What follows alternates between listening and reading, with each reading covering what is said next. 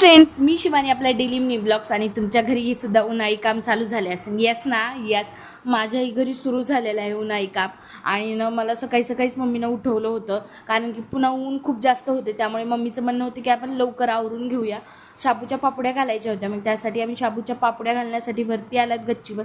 पापड्या वगैरे घातल्या, त्यानंतर मस्तपैकी नाश्ता वगैरे केला आणि नंतर मी आवरून वगैरे केले आज मामीकडे.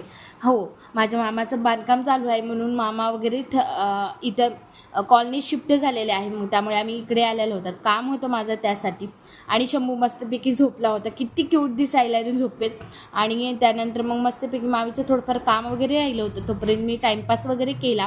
आणि मस्तपैकी बाहेर एवढे सारे झाड आहेत फुलांचे हे, आणि रुमा वगैरे पण छान आहे. मला असं वाटलं नाही की मी दुसरीकडे कुठे आले. आणि आम्हाला छान वाटलं, कारण की ते परिसर एवढा छान आहे ना, स्वच्छ आहे, किंवा रूम वगैरे पण एवढे छान आहेत. आणि मी मेन कामासाठी आले होते, म्हणजे तेच आम्हाला गिफ्ट वगैरे पॅक करायचं होतं, कारण की मामीच्या भावाचं लग्न फिक्स झालेलं आहे. त्यासाठी आम्हाला हे छोटंसं गिफ्ट त्यांना द्यायचं होतं तिकडे पाठवून. मग त्यासाठी मामीला हेल्प करण्यासाठी मी थोडंफार डेकोरेशनसाठी आले होते. आणि ते डेकोरेशन वगैरे झालं त्यानंतर शंभूसोबत मस्ती करणं, कारण की आता शंभू काय सारखं सारखं भेटायला येणार नाही, कारण की ते कॉलनीत राहायला गेलेत म्हणून. आणि आम्हालाही सारखं सारखं यायचं होतं नाही, कारण की आमच्या काकूचं घर आमच्या घरापासून खूप जवळ असल्यामुळे आमचं रोज भेटणं होतं. पण आता असं तसं नाही होणार ना, त्यामुळे.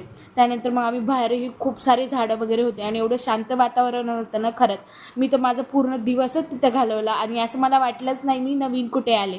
त्यानंतर अशा प्रकारे आजचा माझा डे गेला आणि आपल्या 300चंही टार्गेट कंप्लीट होत आहे. आणि मी नवीन काय काय केलं पाहिजे माझ्या ब्लॉग्समध्ये, किंवा काय चेंजेस केले पाहिजेत, हेही मला कमेंट्समध्ये सांगा. Bye friends.